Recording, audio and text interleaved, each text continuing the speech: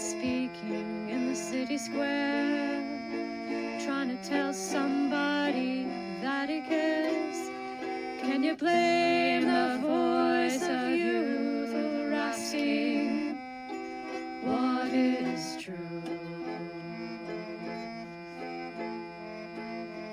Yeah, the ones that you're calling wild are gonna be the leaders in a little while.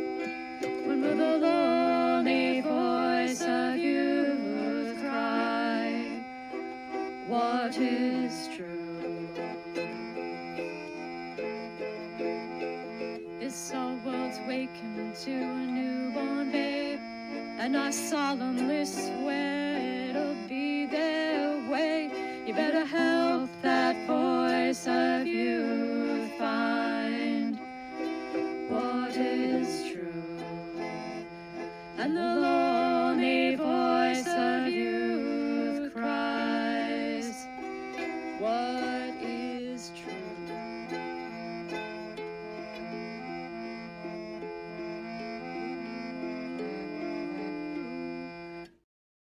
Oh, I love that song. I love it.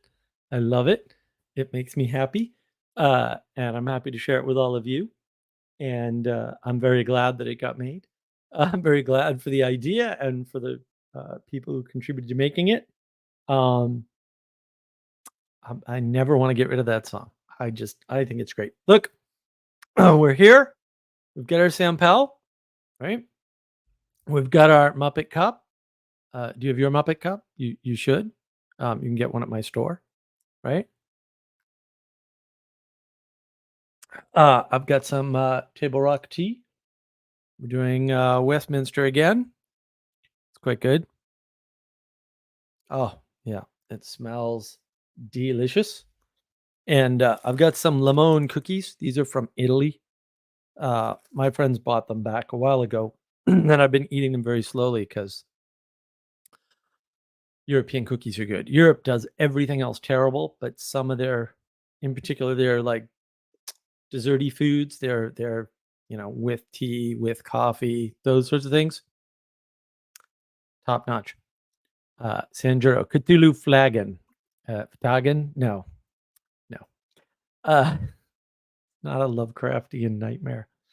We'll get into Lovecraft cults though. So yeah, we're talking about cults.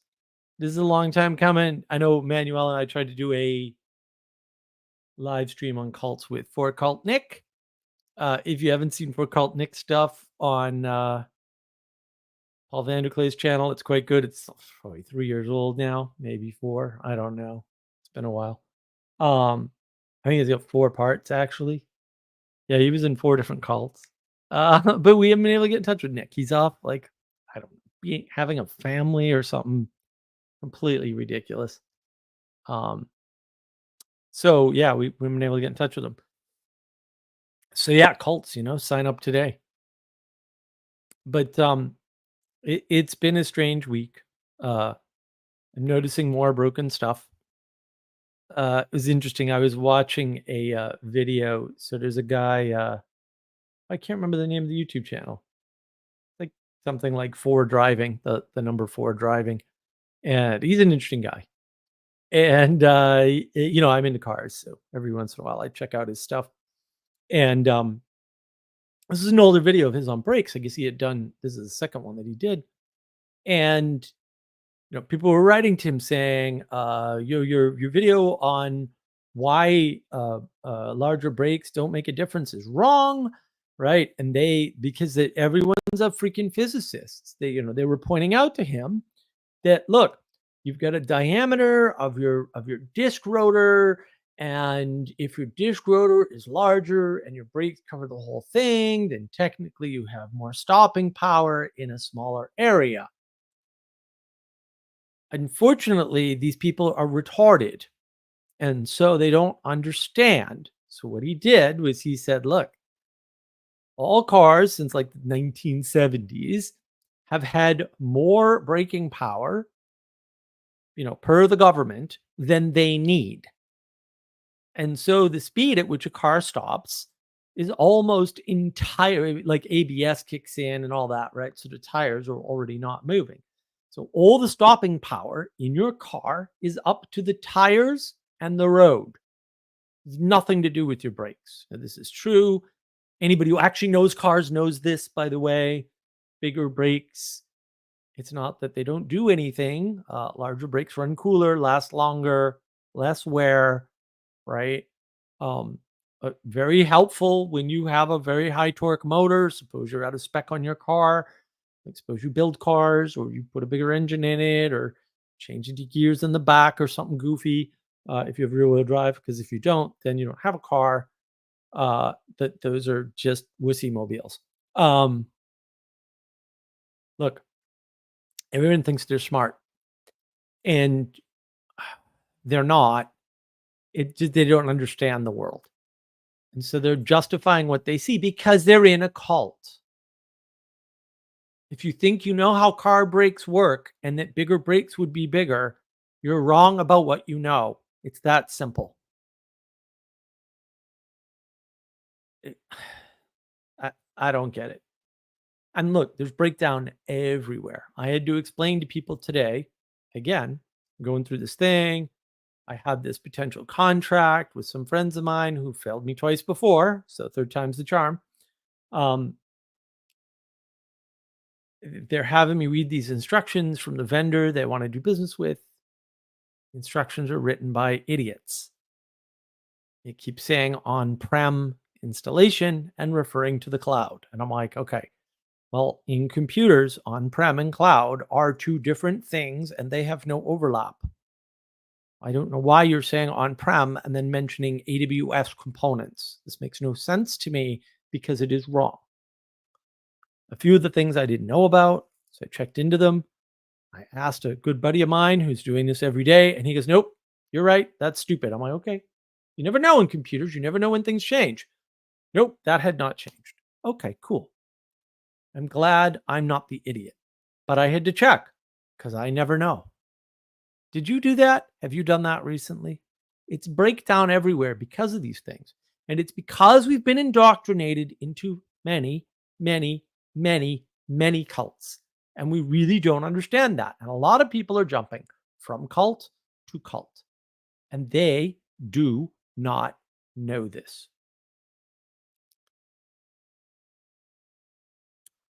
The cult of education is the worst cult right now. It's a big problem. But I'm not actually going to start there. I'm just going to mention that. And I want you to listen for which cults you may have been indoctrinated by or fooled by. And I'm going to throw you another curveball. We're going to talk about communities. Why? Because that's how you get in a cult. You need a community. You're looking for community. You want community. Community is a big deal to you, whether you realize it or not. So, as a point of contrast, why would you do that, Mark? Because we need contrast to see. I figured I'd talk a little bit about communities. You want a local community, you want a small community, you want a community where whatever you're communing around is not the only thing you do together. When what you commune around is the only thing you do together, one of two things happens. Either you don't have a community, you have a hobby of friends you meet with temporarily, or you are in a cult because you start to do everything that you do with your community. This is unhealthy. Because we don't have a healthy, reasonable, serviceable definition of the term community, we are more prone to cults. There's nothing wrong with being part of, quote, communities like the community of people who love to race their cars. Sure, if you want to go there, that's fine.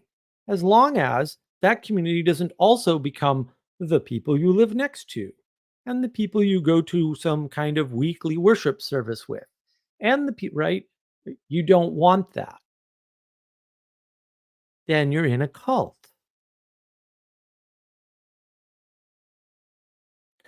The other problem is that we are all stuck in the age of gnosis. The age of gnosis is also the cult of rationality. Okay. I've said this before. I need to make this more abundantly clear to literally, actually every single human being on the planet. Human beings are not rational creatures.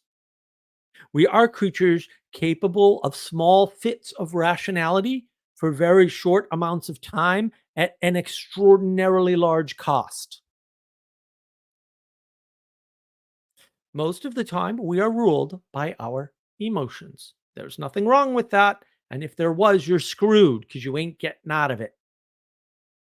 So get over that real quick. What does that mean? Rationality, I suspect, maybe not a hill I'm willing to die on, but I'd love to have a discussion with somebody who disagrees. Rationality may be post hoc. All rationality might be a justification after the fact. All of it. I'm very much there right now. I could be persuaded otherwise, but someone got to do the work. We are not rational creatures. Because we don't know this about ourselves, because we live in the age of gnosis, where knowledge is the highest value and knowledge is just a bunch of propositions and you can have it. It's all having mode, gnosis. Uh, who needs good and bad when you've got knowledge? Because presumably, if you had knowledge, you would know good and bad. Well, that ain't how good and bad works, kid. That's why the age of gnosis is dangerous. It's putting knowledge above good and bad. That's not good. So now let's talk a little bit about cults.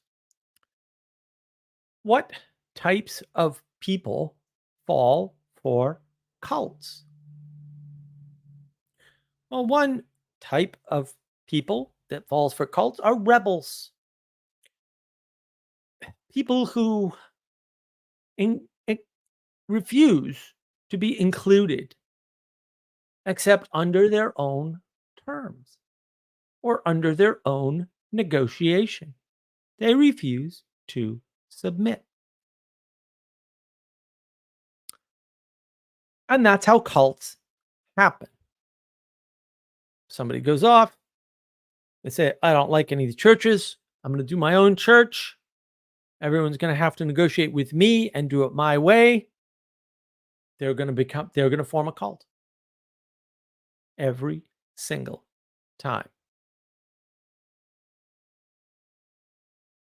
Now, some people, most people, actually, most rebels even, have a sense of wanting to belong and being willing to go along to get along to some extent, or at least not having so many uh, non negotiables that they can't cooperate. Excuse me. And so those kinds of rebels who don't, say, form cults get sucked into cults because patterns are real.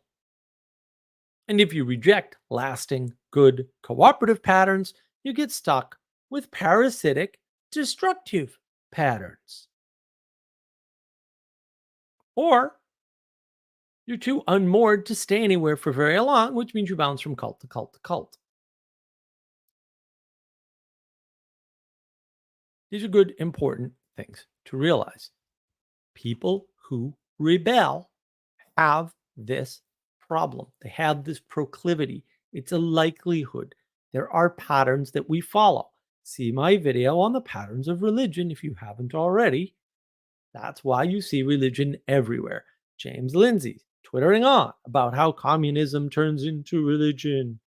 Yeah, because communism or socialism in general regularly tries to get rid of religion because it's competition for them. Right. If you knew good from bad, which is what religion gives you, by the way, it's not the only thing, but it's the big thing, then you wouldn't become a communist because communism is obviously bad. I know this because it always results in millions of deaths. This isn't really a difficult thing to figure out, but people struggle because they're falling for these patterns. It's not that Karl Marx came up with a brilliant idea, right? It's that any 4-year-old will come up with socialism and communism as options. I know people don't believe that. Listen to more 4-year-olds and 5-year-olds. You will hear this. And this brings me to another aspect of human behavior that causes humans to fall into cults. People long for bright, clear lines, and cults provide that for them. I give you needed contrast to see. They do not provide the bright, clear lines at first, only when you are ready. How convenient. Now, this is a pattern that is inescapable. You don't want to say it's well planned and they have a playbook. They do not. It's also the way things unfold in cooperation with people. That is the problem. When we fail to recognize the patterns, we'll say, of the world or of the existence we inhabit, or however existential and metaphysical you want to get about it, we fail to understand how these things that are very simple and very clear actually happen. One of the things that we run into is that we, especially now here in the age of gnosis, where propositions are the highest value, uh, prefer complex explanations. It makes us feel smart, or it makes us feel like, now we have some missing pieces. And we're attracted to that because now we can make sense of more things. But now we are also open to manipulation. Because if you didn't think of it on your own, and you probably can't think of most things on your own, sorry to say, then you don't know if it's correct. The fact that it sounds correct could just be the delivery.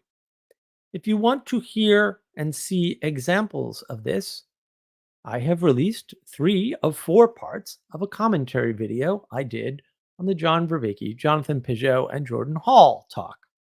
I go over this in great detail in that particular conversation. Part 4 is coming out.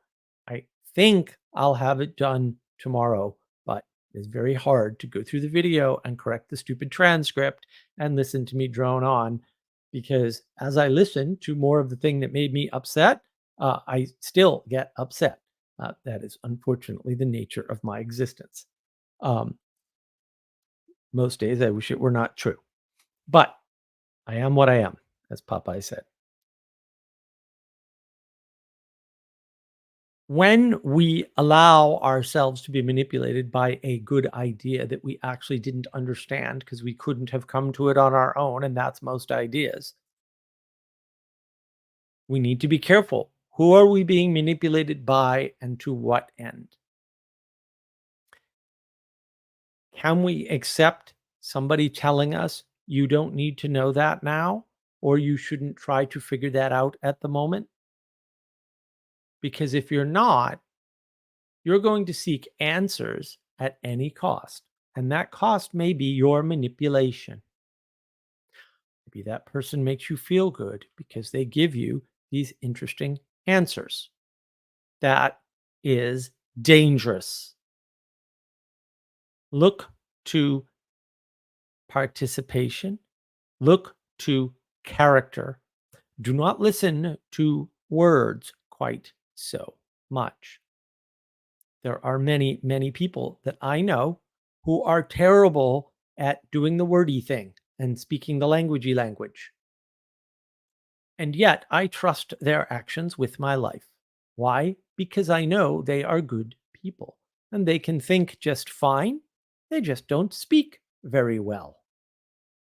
That's fine. I have watched many a person, and you can watch it in that commentary video I mentioned previously, enchant themselves with their own language without realizing it. And you'll notice in my video, especially part 3, I have insights and I say, oh, I had an insight. I'm extremely aware of what is going on inside my head. Maybe you can't be. That's okay. Don't let somebody else do it for you unless you are certain they are not leading you into a cult. Because that happens to many, many people. The Awakening from the Meaning Crisis server certainly had cultish aspects to it, ones which Manuel and I were fighting. And for that, we got called mean, we got called controlling, we got called manipulative, all psychological projection. They wanted the little cult of religion that is not a religion.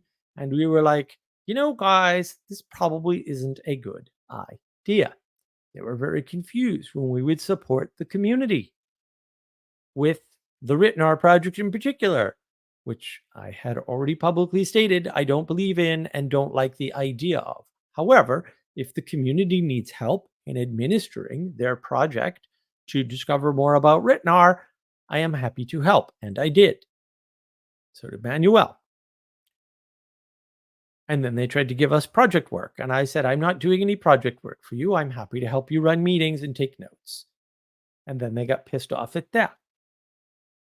And they said, these notes are terrible. And I said, well, they're better than your notes.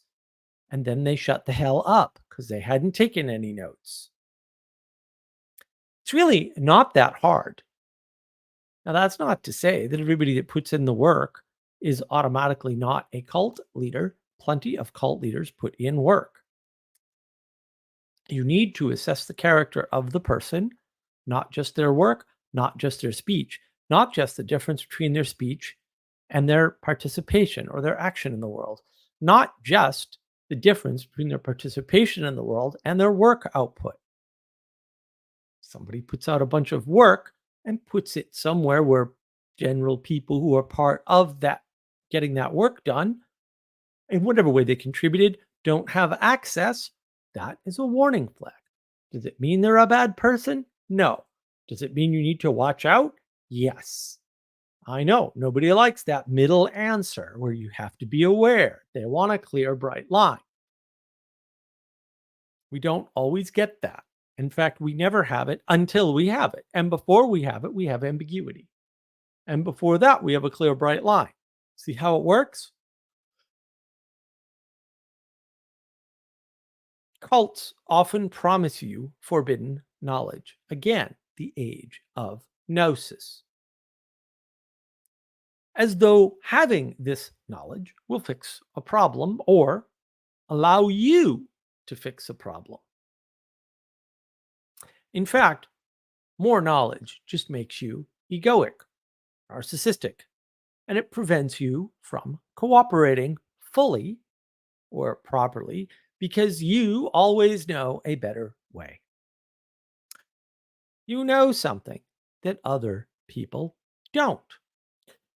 You have an ego boost from the knowledge itself, whether you use it or even can use it or not.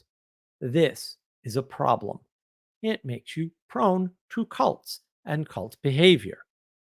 That is a problem. Knowledge is dangerous. Now, it seems to you that with this knowledge, plus maybe some other knowledge you don't yet have, but could have, maybe the yogi promised you more knowledge or the guru, still working on that book, eh? Maybe you can correct something in the world or something in your world or the world at large, maybe even perfect it. Do you see the problem? you've fallen into a cult. And again, the way you fall into the cult could be you could be the one trying to make it or lead it without even realizing that's what you're trying to do. Especially, especially if you think you don't want to lead or you shouldn't lead. Oh, no, no, I'm not leading this. Oh, there's the sign of a cult leader for sure. We're all working on this together. Are we really now? Are we all working on the same thing? Since no one will stand up and say, you're in, you're out. How do we know we're working on the same thing? Ah, that's a good question. You don't. Cults will form without leaders because leadership happens irrespective of your desires. That's another way you fall into a cult. So it's worth sort of thinking about for a moment. What are cults? Like, what are we really talking about here? Cults are flat worlds. They generally give you a deep view of something you know little about. They give you a sense of something. There's a deep mystery, there's some knowledge that you could have access to or you could develop over time, right?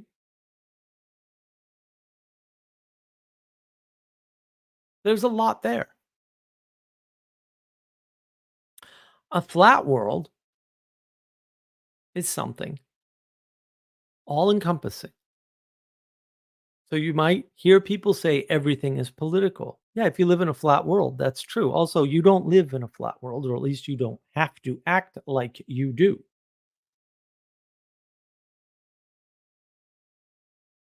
They don't know that, by the way, because they're used to their flat world. They've used all their cognition on the flat world and have no cognition to understand the world is enchanted. In other words, they've blinded themselves.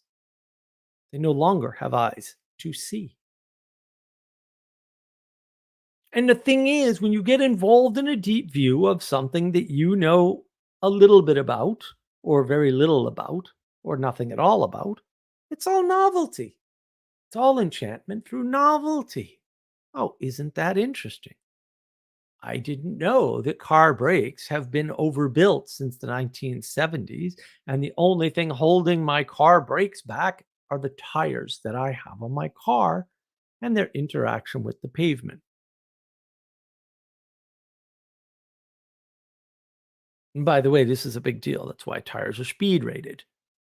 Also, I knew a guy back when the Dodge Viper came out. He bought a Dodge Viper. It's a really flashy guy. Had a lot of money. Wasn't wealthy. Thought he was wealthy. Spent all his money on stupid things like Dodge Vipers.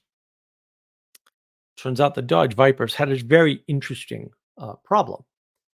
And that is, if you live in New England, where I lived at the time, and you tried to drive them, say, past October 10th or so, the odds that you were be able to have control of your car were roughly speaking zero. Because once the ground froze for more than 12 or so hours, the pavement was now cold enough, same pavement that you were driving on before, like your driveway or just outside your house, uh, could no longer grip the tires because they're very specialized high speed tires on a Dodge Viper. And you would go careening off and crash into a mailbox.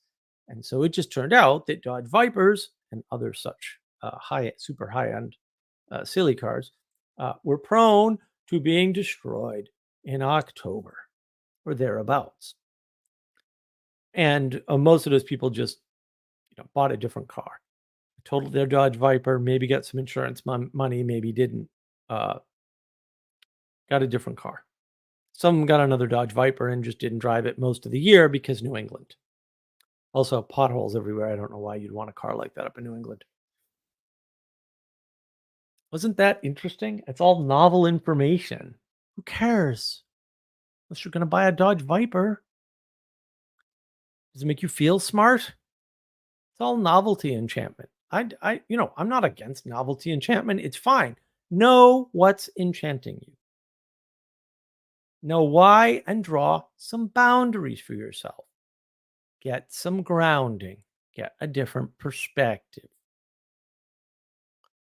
So, one question we might ask, because everybody has seen it, how do we have so many cults in higher learning, in the so-called um, higher ed system, colleges? Looks like everybody's ideologically possessed. Jordan Peterson kind of made a name for himself on this and many other things, of course, but on this in particular. Well, look, if you don't understand education as formation and you kill the formation in, say, kindergarten through 12th grade, bingo. Formation happens in college instead, rather than proper enchantment or refinement or improvement. You get people who are possessed by ideas, by bad professors who want to rile them up so they'll protest, by their own conceptions of the world that they read about in a fancy book written by a fourth grader, or at least somebody with the intellect of a fourth grader, if you're lucky. That is how it happens. Higher learning is producing a bunch of cults. One such cult might be, hey, let's learn to code.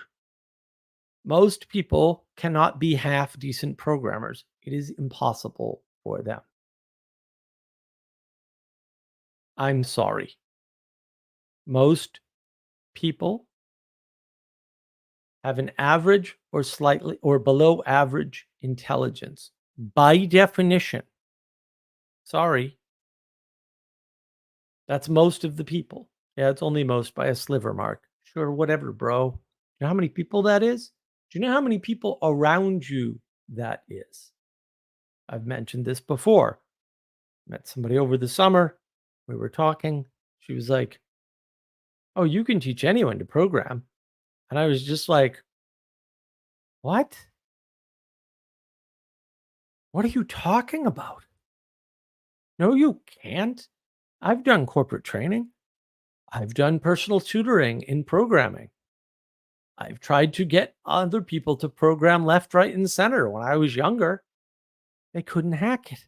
They couldn't do it, even if they were interested, even if they were smart in other ways. Maybe they used all their cognition on those other things. I don't know. But they sure as hell couldn't learn to code. I'll tell you that much. That's most people. You're not special. Most of the people around you aren't way above average IQ. That isn't happening to you. If you think it is, you might be in a cult. One way that cults form is not necessarily around a leader. They can form as the result of you following a pattern you cannot understand. A cult emerges. You think you know how something works, you act out what you see, right? What you perceive with your limited perspective, and you end up trapped in a first false world, acting out something that isn't what you thought at all. The odds that you will notice this ever are small. You may notice it in 5 or 10 years, or 15 or 20. You may come to the end of it and become nihilistic because that's happening all over the place. We fall into patterns. One pattern is you try to copy somebody like Elon Musk. Hint, you are not Elon Musk. Hint, what you think he does probably has very little overlap with anything he's ever done. You are not Warren Buffett. You cannot trade like Warren Buffett. Okay? Warren Buffett has a very specific and unique story. He never talks about how much money he started out with. I wonder why.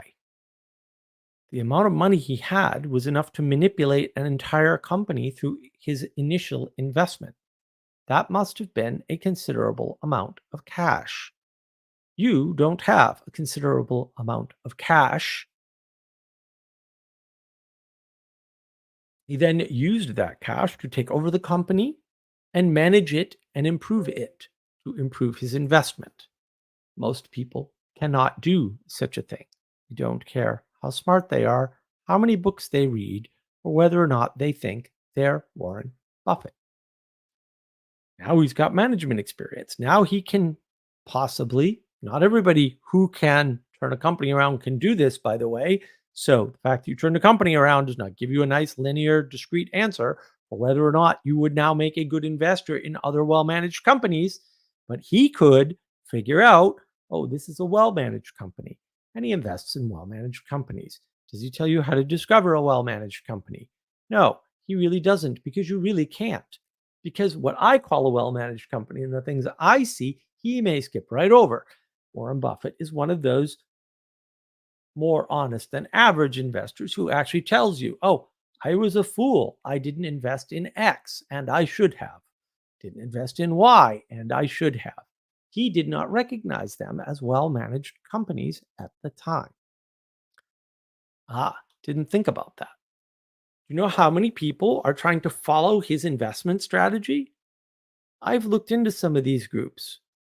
They're all doing completely different things. They think they're doing the same thing, though. Isn't that interesting? So now you have 6 different, or 10 different, or 12 different cults based on Warren Buffett's investment strategy. And they're not the same strategy. What's going on? These are the patterns from you trying to follow a pattern that you don't understand or perceive clearly. Mitchell has a good point. YouTube content cults are everywhere. There's lots of them. Some of them are just people following the YouTube pattern, right? And like, ooh, content. Well, I know how to get content. You do these things. Yeah, there are formulas like that in the world. You're following a procedure or set of formulas or whatever to get more viewers. You are in a pattern. I'm not here to tell you that is a bad pattern. I'm here to tell you that you need to be careful because it could be or become a cult. You could be a member of a cult without knowing it by being told you're an independent content creator, when in fact, your strings are being pulled without your understanding.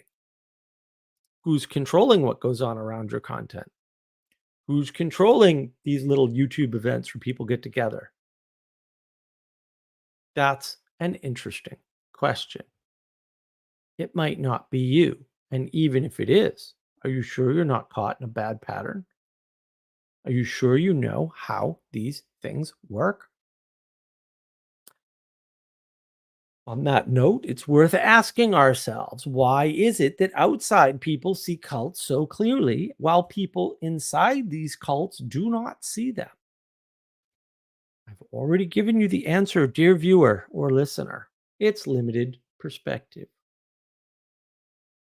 I hate to break it to you, but you cannot see the box that you are in. This is another reason why self transformation is a bogus idea. It's snake oil. Don't fall for it. It's totally invalid as a concept. If you are in the box, and you cannot see out of the box by definition. So the fact that you can conceive of being in a box doesn't buy you anything except distraction of your time, energy, and attention, and the idea that some of you or some part of you, because you see a limitation of the box you're in, is somehow aware enough of the box to do something about it. I assure you that is not true.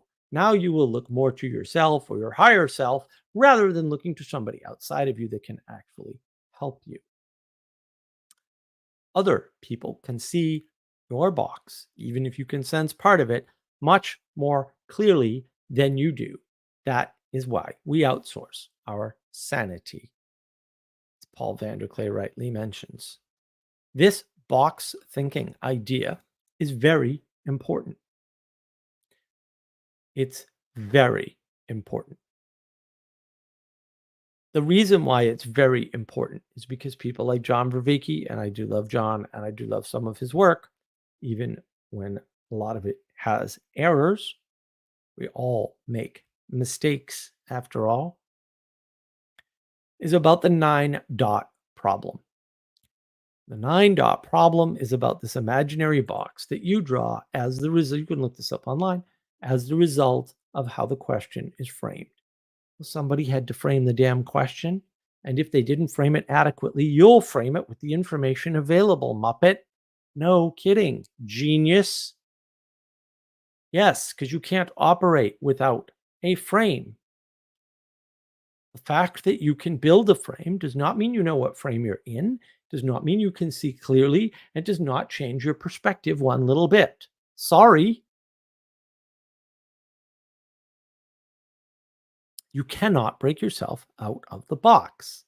People who are telling you that have already manipulated you and enchanted you in a way that is not healthy. It will lead you into a cult. It may not be their cult, but it will lead you astray, and you will stray into a cult because patterns are real and you can't avoid them. One sign of a cult is paranoia. They're all talking about us, Jonestown. The government's coming to shut us down. The US government doesn't care what goes on in Guyana, kid. Sorry. They really don't. Now, were they looking into abuses and problems over there because some of the citizens were concerned? Of course they were. The US government certainly tries to take care of their citizens, even if they are wayward in Guyana.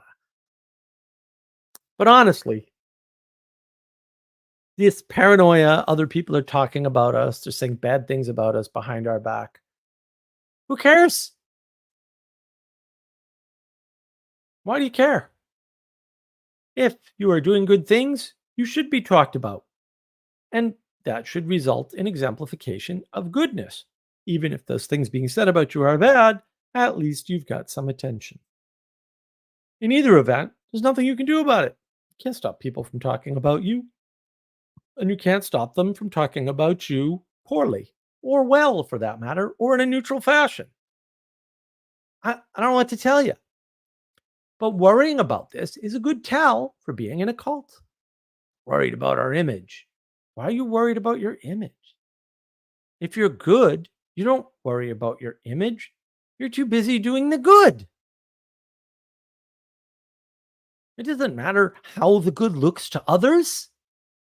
Of course, the good looks evil to bad actors. Sure.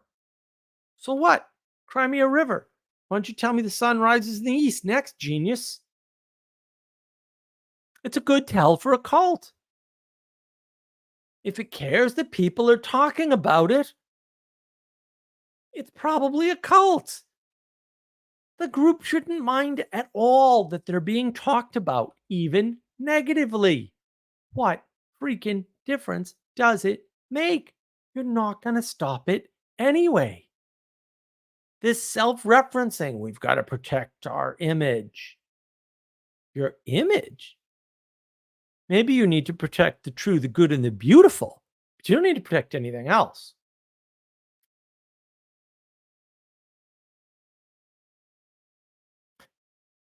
Cults attract the marginalized. They go after the margin, the unstable, the rebels, the lost boys, the hurt folks, people who are confused, people who are ignorant, right? The dumber you are, people who are arrogant. Arrogant people think they're immune to cults. That's what makes them arrogant, or at least it's one of the things. They're very susceptible to either forming cults, right? Or to falling into cults or having cults form around them while they're being used. And they don't even see it because they're too arrogant. Those are all especially vulnerable groups because a cult can raise them up, make them feel special, like their voice matters. Always keeping the frame with the cult, but letting the person seem like it's their frame too, because they have been included in it. Cults, usually when you run into them, are very inclusive at first. Usually they'll give you a place to be. That's good marketing strategy. It's also a good tell for a cult. Everything is limited in time, energy, and attention. A cult will give you a place to be, and maybe it'll move you around as you get more and more used to being part of a group. Maybe you'll just attract a bigger audience. Who knows? Are you sure you're not in a cult? Cults often appeal to equality doctrine. There are any number of equality doctrines. I'm not going to go through them. They prey on inequality. They say, oh, you're treated unfairly. Yes. If you're arrogant, you're not listened to. Narcissists love to hear that somebody realizes they're not being listened to or taken seriously enough. People with low confidence also like to hear that. It may even be true. But the thing with inequality is it is a condition that we cannot escape. When we don't recognize this, we fall for equality doctrines. We fall for being told that we're not where we belong. What if the reason why Elon Musk fired you out of Twitter is because you're a terrible programmer and the platform would do better without you? Yeah, that was about 80% of the workforce, by the way. Um, they were in a place where they did not belong. They were not equal to the other people that Elon kept in place. How strange. By getting rid of those dead weight people who were trying to do jobs that they were not well suited for, everything improved for literally everybody. Ah, ah, cults do not tell you where you belong. Generally, they convince you you don't belong where you are, but you do belong higher. That may not be true. We are trying to escape the condition of inequality, but it is a condition we cannot escape. The poor will always be with you. Believe much? I think not. Read it again and again. Equality is false. Would destroy evolutionary theory set. It's fundamentally against New Testament and Old Testament writings. I don't know what else to tell you. People are a little clueless on this. Let's go over some things that cause cults. When you do not know how to make appropriate trade offs, or you reject the trade offs that are offered to you, you get bad trade offs because trade offs are not optional. You're one tiny Muppet in a world of lots of Muppets and other things that are bigger than you, and groups of Muppets that are bigger than you. There are trade offs for breathing the same air. Sorry, bro. You'll get a cult if you don't have a healthy relationship and understanding of trade offs. Trying to be an individual opens you up to being in a cult. You aren't an individual. You have never been an individual. You never will be an individual. You never will have been an individual. The idea, the core concept is stupid and impossible. You're a person. Persons are connected to other persons, to nature, and to all the ethereal things. And because they're connected to those things, they're also dependent to some degree on all of them. Oops. Trying to be an individual puts you in the position of destroying intimacy, and that will cause an intimacy crisis. Don't do that. I have 3 videos on the intimacy crisis. I hope to do more soon. Need to find a female again, hopefully a new one that will talk about this with me. Independence from a thing. The seeking of independence. I want to be independent from the government, which is an identification against. Always a cult. Always. You're going to fall into a cult. Sorry, bro. No, man, I'm just a prepper. Uh-huh. All preppers are identifiable as preppers. Why? Oh. Oh, they are identifiable. Interesting.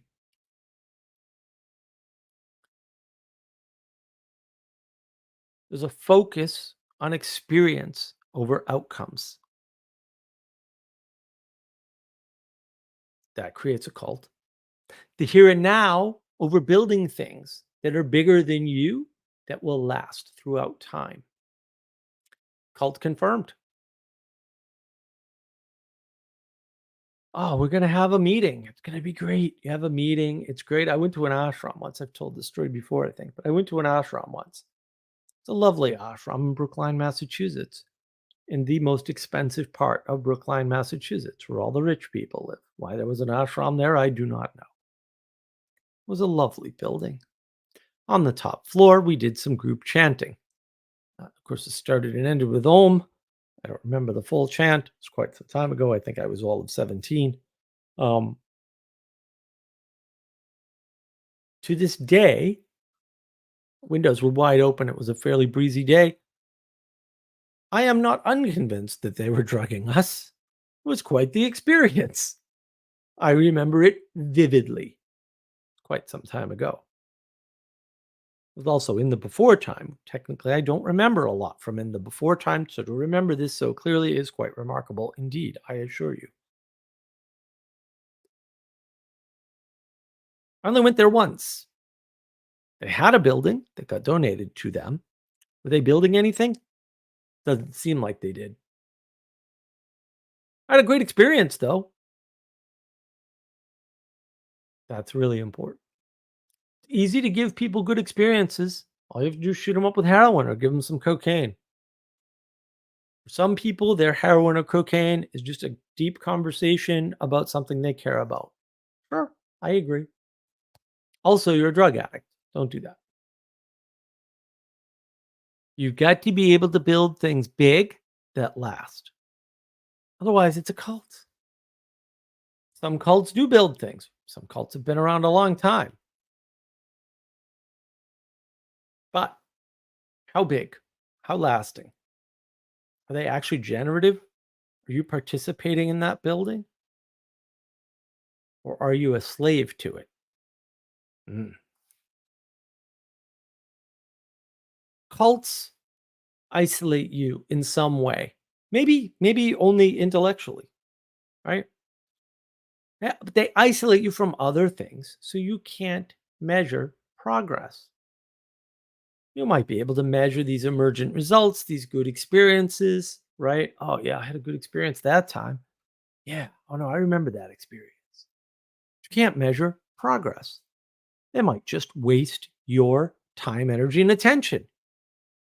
They might be using your time, energy, and attention to make themselves feel important, to gain clout and influence on the internet, for example. Maybe one person wants to feel better about themselves. They have a lot of followers. That's a form of narcissism, of egoism that's quite common on the internet in particular. I have a group of 1,000 people who subscribe to my channel. And they gather with me. Pro Felicity confirmed. But beyond giving you good feelings in the moment, did they do anything independent of you that also lasts? That others can participate with or in or benefit from? How many others? Just a handful of rebels like yourself? Ooh, my tribe's getting bigger. That's not a cult. Are you sure? I'm quite sure. I'm sure you're in a cult. Paganism is cultism, and all cults are pagan. It's a flat world. People gather around, but they don't look up.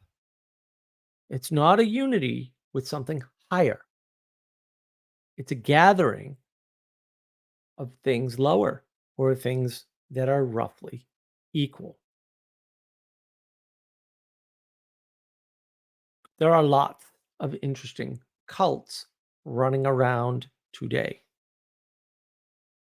One such cult you could call biocentric functionalism. Now, I stole that from RJ, so don't anybody tell him. Cults that focus on the body because, oh, yeah, of course, you need that. And focusing on the body will improve your life in the short term because you haven't been focusing on your body because you're a muppet. But it won't solve a problem. Just having a good experience that'll attract you and be positive for you, not necessarily a bad thing, but it won't bind you. It won't bind you to other persons, and it won't bind you to nature, and it won't bind you to anything higher. So that binding will be provided. Oh, look, we all go to the gym. But a leader without responsibility will emerge. And leadership happens. Well known in psychology. You have a leaderless group, the most psychotic people will take over. That happens. And this focus on this biocentric functionalism is a type of materialism that leads to objectivism, allows for individualism, focuses you on your body, right? And it means you will use objective material reality, OMR, as I like to call it, to judge the world. Now, you can have authority without having to participate in the responsibility of being a leader or leadership as such. What a joy! Also evil, though. So I'm still a no on evil, just FYI, in case anybody was confused. Now, I have given you my limited knowledge about cults. I hope you have found it helpful to avoid cults, recognize when you might be straying into cults, and make sure that what you're working on is working for you and others through you. Because if you're not participating and they're just getting better in your general vicinity, that may be better, but it's very neutral and it won't stay better for long because cults build things that don't last or that last but serve a very specific, very narrow purpose. I would argue cults are very easy to recognize, but I recognize lots of things that people seem to miss. I don't know what you people see in the world, unfortunately, and that is why my help is limited. If you want to know if you're in a cult, you should try asking people that aren't you. That, my friends, is all that I have to say about cults. Again, I hope you found it helpful. If you would like to join, I shall post the link so that you may join me. If you don't see the link, it is certainly on Navigating Patterns, and it is pinned to the top of the Navigating Patterns YouTube channel chat. Yay! Sally Joe says, Conversations be delicious, especially just fantasizing about an unapplicable detail. Yes, well, we all fall into that. Sandro, yo dog, got any more of them conversations? Maybe a few theories? Indeed, I do. I won't share them with you. I don't want you in my cult. Um, Sally Joe, way too far in the future, way back in the past. Yeah, well, cults often use the past to appeal to things like, oh, our past master taught us. Yeah, that's very common. And Sanjuro would like to echo the idea that conversations are delicious, but they're not as delicious as these lemon cookies, mm, which are quite good. Oh, you probably can't see the filling. They have filling. They're really good. Maybe it's Italy. I don't know. But let's be sure we're not in cults, huh? Building things, having plans, these are good signs that what you're doing is not a cult. Especially if those plans are like actually written and being actively worked on by multiple people, which we do at the Mark of Wisdom Discord server, by the way, and on this channel in general. I do take requests. In fact, I think I've filled most of the requests made of me for videos at this point.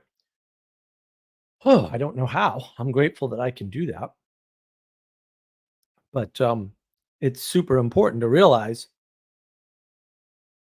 you got to be doing things. And weekly meetings or monthly meetings or meetings every year or whatever. Yeah, that ain't the thing.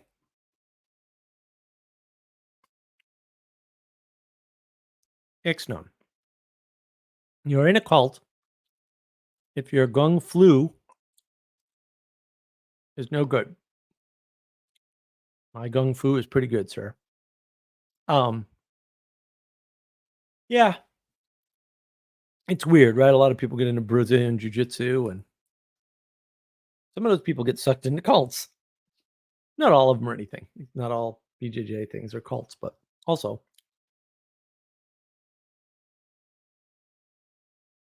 mm, damn, these cookies are good. Absolutely delicious. Cookies are not a cult. Someone made them and shared them with me.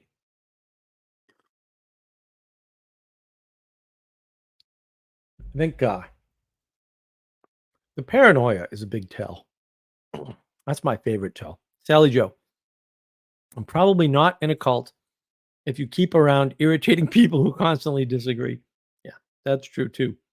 If you have disagreeable people around, you're probably not in a cult. Cults like to attract people and keep them there, and they get rid of the disagreeable ones pretty early on because even if there's not like formal leadership in a cult, and there often isn't, uh, structures have a momentum. Whether that's active or not is not actually relevant. I don't really want to get into that because I don't think it's fruitful. And that momentum is self protective by its very nature. Some people might misread that as autopoetic, which I would say it certainly is not. Momentum explains a lot of the things people call so-called autopoetic. God, I hate the 5-cent Harvard words; they piss me off. Um, but people in cults fall for these words, and that's the problem. Is that when you have something moving in a direction, disagreeable people tend to upset that if it's moving in a bad direction, and they're good people, and that looks bad, right? It can look hard. But yeah, cults generally, it's a good point, Sally. Cults generally kick those people out. Sally Joe, unfortunately, means we have to keep them forever just as insurance. Sorry, Mark. I don't know about that. Um, I don't think so. There's plenty of disagreeable people around. You can swap them out, get a new one, get a disagreeable people upgrade every once in a while. It's okay. Helps if you're disagreeable. I'm just saying. I might be disagreeable,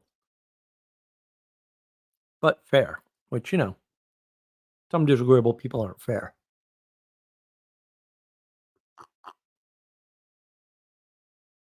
I also don't enjoy being disagreeable. It's and thoroughly frustrating for me. So I try to use it carefully and sparingly. And if you don't believe that, boy, are you in for a surprise. You're going to run into some people who aren't like me. Then you're going to be like, oh my God. Yeah. Yeah. That's what you're going to be like.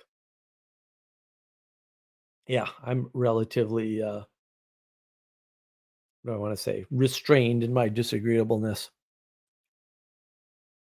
Mm, these cookies, man. I tell you, right from Italy. Mm, from Italy to my mouth. If these cookies were made somewhere local, I'd be in that cult for sure.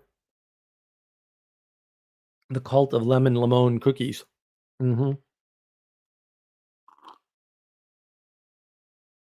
Oh, lemon cookies and tea. Nirvana, same thing. Ambrosia, same concept. I'm just saying, better than steak. That's a big deal right there.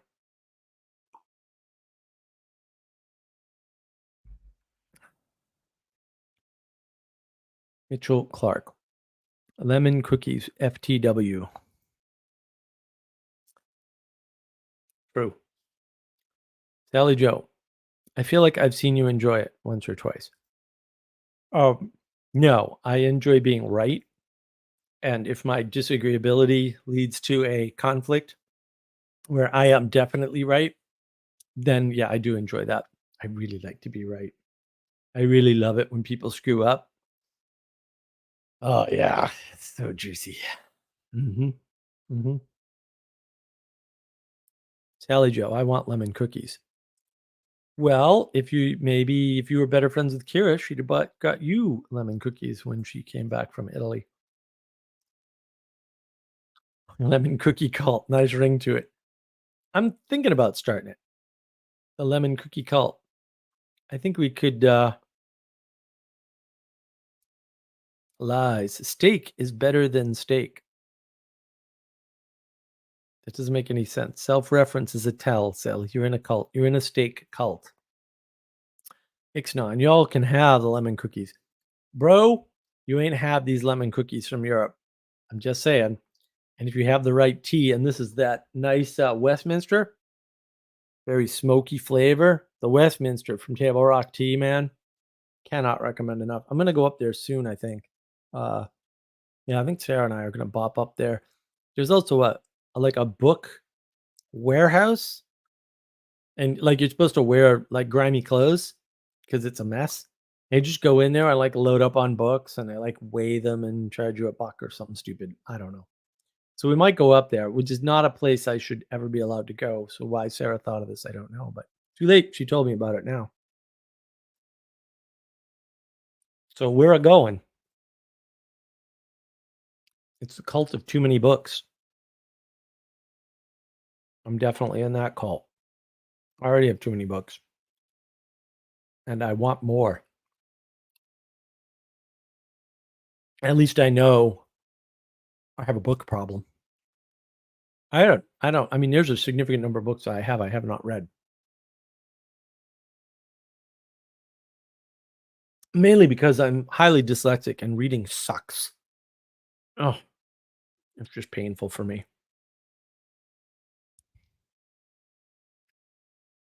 Sanduro, in order to have a lemon cookie cult, you need to have the right kilos. All the points for Sanduro tonight. He wins the internet. Thank you, sir. Thank you for winning the internet. You already got your prize because you already have a dog-headed book. You have several. So you already got your prize for winning the internet. That was very clever. I like it. I like it. Let's review, shall we? In order to have a lemon cookie cult, you need to have the right telos. That is correct. That is 100% correct. Do you have the right telos? Are you sure? Have you considered? Have you? You should consider. You should also buy a Muppet mug. That would help support all the effort that is going into my videos.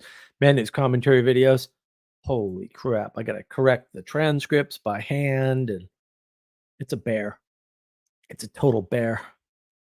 Stupid people using those 5-cent Harvard words that computers don't know about. Sally Joe, when the sanctity of a home is disrupted, does that make you cult vulnerable? Yeah, I think it does. I mean, I think anytime your grounding is upset, right, you become a rebel, a refugee, an outcast. Yeah.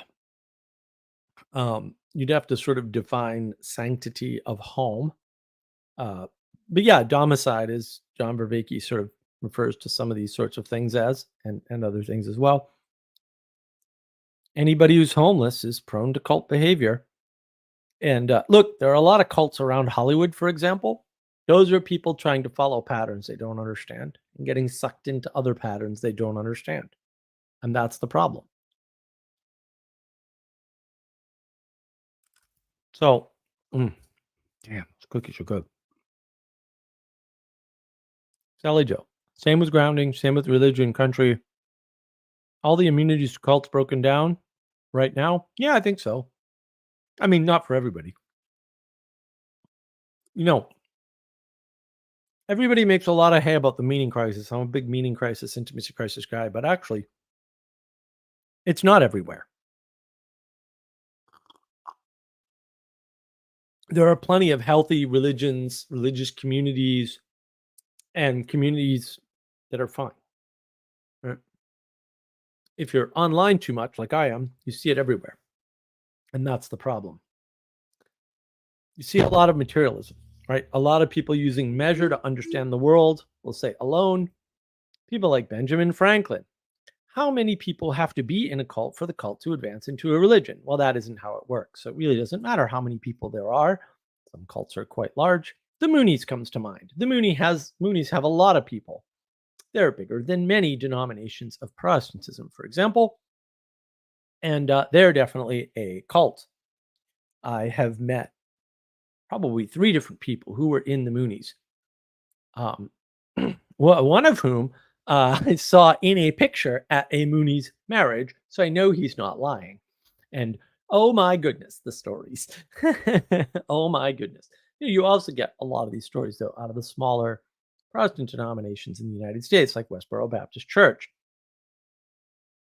One of the granddaughters of the guy who started the Westboro Baptist Church has a podcast, and she traded one cult for another cult. Wah, wah, wah. And it's very clear, too.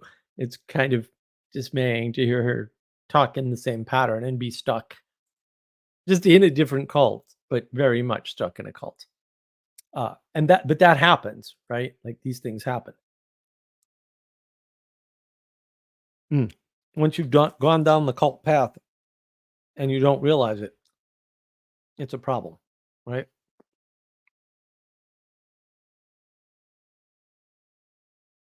Benjamin Franklin. Me personally, I'm partial to the cult of Grotus. I don't know what that is.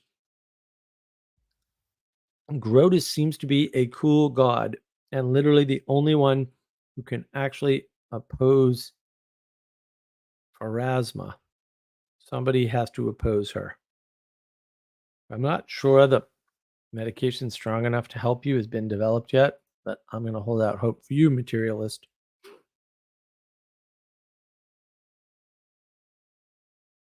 One of the problems with materialism, the reason why materialists stray into cults so easily, they go one of 2 ways, right? They go ideology, which is a form of legalism, by the way. All ideologies are forms of legalism. Oh, or they go the other way. They go straight into mysticism, right? Because at some point, materialism breaks. Can't use the materialism frame because it doesn't explain something. And then you're like, and then you fall into a cult. And that's extremely common. Or you form one of your own, maybe. Maybe by accident. Maybe you try to avoid it. But in doing so, you get stuck in a pattern you don't understand. Maybe you get possessed by an indwelling that you think is one thing, but in fact is something else entirely. That could happen. And then cults form around you. And maybe the cults reference you, but they're not under you. So, they're adjacent, right? If they don't identify with something, that's a good sign for cults that have formed around a personality, right? They don't have a clear identification with something, right? They identify nebulously, right? They try to define boundaries without defining boundaries.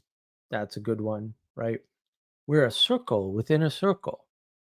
Really, that's not a thing. Don't be that. We're a cult within a cult. Yeah, that's what's happening there. That does happen. And it's very dangerous. And people don't account for that. Oh, look, Andre. Hey, Andre, how you doing, my friend? Yo, doing well. Oh, good. Good. I know the secret handshake that we don't talk about. Don't do it on camera. People will find out. Yeah, and the handshake definitely doesn't lead to the other secret symbol that we're not doing. Not us. Not at all. Don't tell anybody though. As long as you don't tell them. Exactly. Yeah, people can't deal with information because then they get in information. And you know what? Last time that happened, it didn't turn out too well. And that is true indeed. That is true indeed. Let's see. Benjamin Franklin. I know it's kind of cliche to call MAGA a cult. Only if you're a crazy leftist who's probably evil, because they all seem to be. Not my fault, though. They just need to stop being evil. That would help. The damn Democratic Party is sort of a cult in its own right. Oh, very much. I mean, man, they're just yeah. coming up with reasons why Kamala doesn't have a 78 IQ. And I'm like, I want to tell you, bro. Woman's stupid. She's dumber than a rock. It's kind of clear. Like, I don't know. I mean, oh no, she's drunk. No, she's just retarded, basically. I think that's yeah, just the way it is. I just saw who commented that. Makes more sense. Yeah. Well, So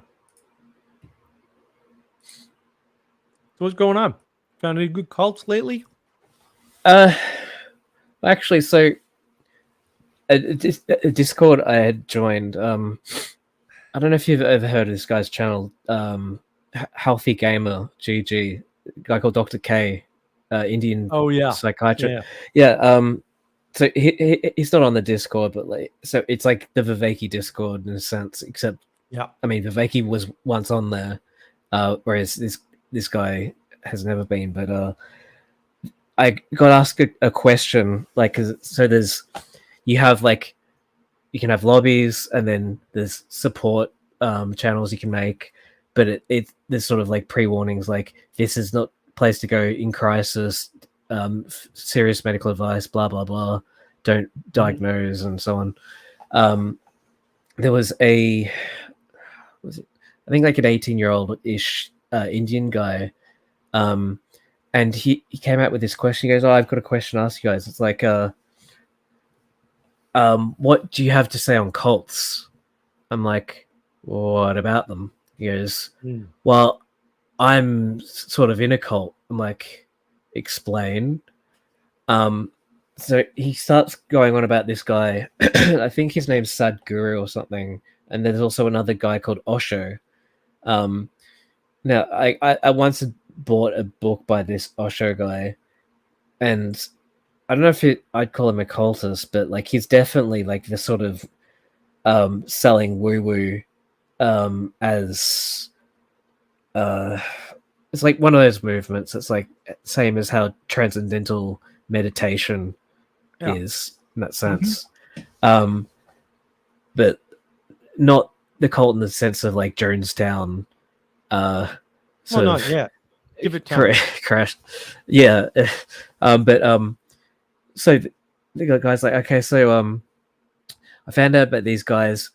And then I don't know if he blamed COVID or what it was, but he's like, so I got stuck into this loop, right? And all I could do for 2 months straight is the algorithm tricked me on YouTube, and I couldn't stop watching their videos. Like that's all I watched and consumed. And how do I go back to being normal? Like I don't think I can be normal again. Like they've just warped my mind so much. I'm like, but you're not like in the cult, right? So, well, I feel like I'm in one. Like, okay, so you're not in a cult. You've just like, yeah, you might have consumed a lot of their material, but that was your undoing. Like that was a conscious decision that you made, and sure, it might be like a dopamine treadmill type thing. And still, it's not good.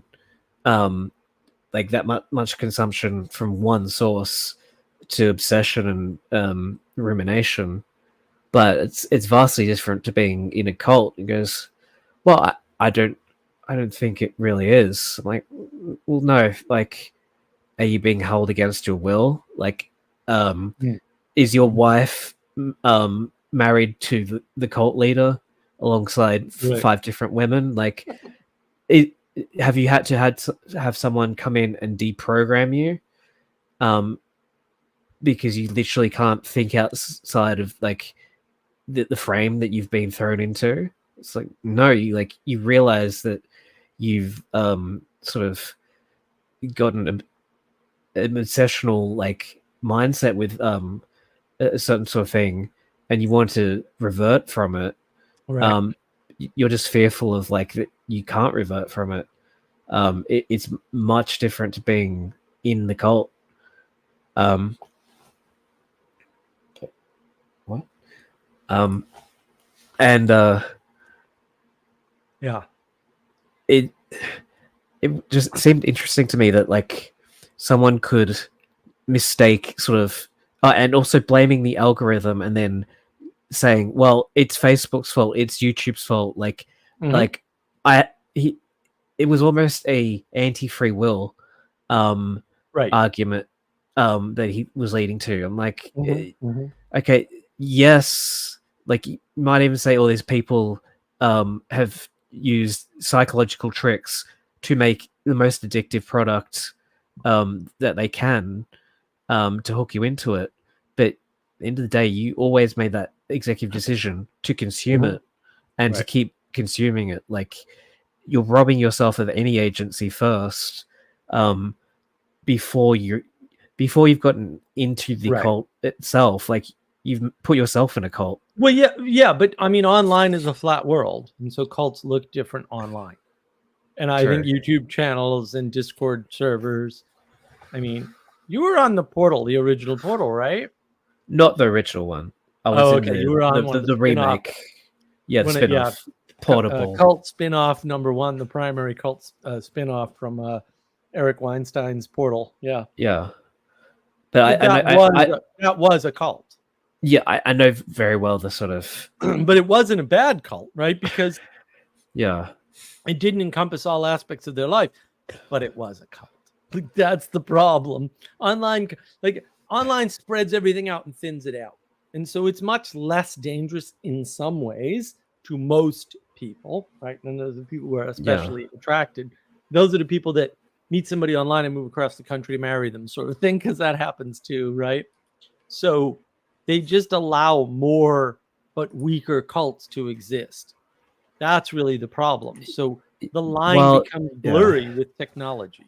It was interesting because you know how we happen to know someone who'll say is like in the thresholds of cult and online spaces. They had sort of their own lackey as well, who was working on sort of smaller projects and so on. But when there was a sort of big kerfuffle at a certain point, and they were so-called sent over to tell us how things were, right? like I don't think this guy was mentally ill, and it definitely wasn't the sort of type who like was a drug user, from what I know. But it was like talking to someone almost identically to being on having both. And Possession. like this yeah, like the speech, it was like, Yeah. well, if we shouldn't have to tell you what the issue is. You should know what the issue is, and if you don't know what the issue is, then you need to pay more attention. It's always pointing towards something it can't be pointed to, and it was the most bizarre, like hour-long conversation. Yeah. Did you talk about the? Yeah, I'm gonna put it up. Give me a sec. Benjamin Franklin. Did you talk about the Malcolm and Simone cult yet? No, but I mean that's a good example of an online cult, right? And yeah they're not going to hold you against your will. They're online, or at least they're not going to today. Now they could become, a lot of these online cults become bigger. Not enough of them so that you notice really well, but like a lot of them do. And especially during the fake news virus scamdemic, a lot of people moved and got sucked into online cults. And the problem is it's tempting to be around people that are like you and make your tribe bigger. But actually, maybe you should be around the people that you're around and let them make you different, because that might be better for you. And this is what cults don't do. They cater to you as much as they can and as conveniently to them as possible at the same time. Not necessarily knowingly, right? But it happens. And then you get sucked into a pattern of behavior. Yeah. Every cult, I think, needs like an injection of like a saboteur of a Manuel that's just sort of there hiding in the corners, and then the next person going up to the leader is like going like, okay, I've got to obey everything he says. And he walks up and goes, well, no, I think you need to change your framing. There we go. And it's like, the framing is all him. It's like, that's stupid. No, it's God. It's God. You idiot. A reasonable impersonation, sir. Yeah. I mean, best I could do. And that's the problem, is that cults very much, the cult pattern is aware of disagreeability and kicks it out, right? Or prevents it from taking control or whatever. But that's not necessarily a deliberate act. I mean, again, there's lots of headless cults. People don't realize there's lots of, quote, leaderless cults, and it works because they usually have an unstated leader, right? And then leadership doesn't always stay with one person. So it can be very hard to identify. And leadership isn't always located in one person at all times, right? And irresponsible leaders are everywhere. Like you can't sit there as the, quote, second in command and then claim, oh, we're going to fix everything that's been going wrong in your life. You've been there for 3.5 years. Like, you're the problem. Like, I don't understand, right? And then people don't get it. Why? Because there's more than one leader in an organization that's large. Like, sorry. And it's easy to look at things like Jonestown because there was an extreme event, but it's harder to look at Malcolm and Simone. Yeah. It's harder to look at single individuals who already have some outside authority and don't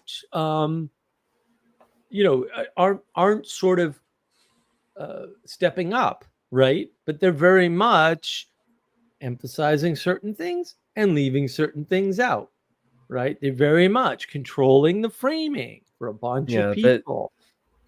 Like, what is the saying? Like the devil will come to you when you least suspect it, and at the time you sort of wanted not to be there at the most, and often may come in the form of an angel.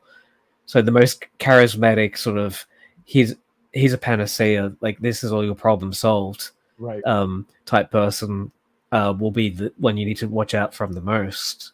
So these sort of the more reasonable and sort of this person's just like me, sort of a person that you don't think is a cult leader is most likely going to be a better cult leader because they're harder to suspect.